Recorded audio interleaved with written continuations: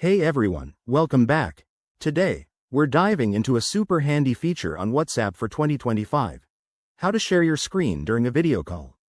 Whether you're working remotely, helping a friend with tech issues, or just sharing funny memes, screen sharing makes it easy and seamless.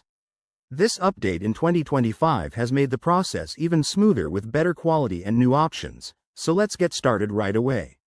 First things first, make sure your WhatsApp app is up to date. Head to your App Store, search for WhatsApp, and hit that update button if needed. Once that's done, open WhatsApp on your phone or computer. Yes, it works on both now. Step 1.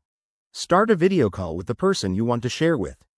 Tap on the chat, hit the video call icon, and wait for them to answer. Now, during the call, look for the three-dot menu in the bottom corner of your screen. That's your gateway to all the cool features. Step 2. Tap on that three-dot menu, and you'll see a new option that says Share Screen. Go ahead and select it. WhatsApp will ask for permission to access your screen. Don't worry, it's secure. Just grant the permission, and you'll be prompted to choose what to share. You can select your entire screen or just a specific app.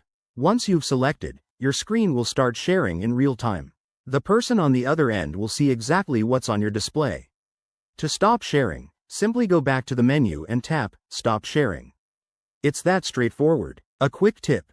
For the best experience in 2025, ensure you're on a stable Wi-Fi connection to avoid any lag. Also, remember that screen sharing uses more data, so keep an eye on your usage if you're on mobile data. There you have it.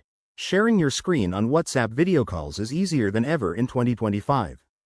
Give it a try and level up your conversations.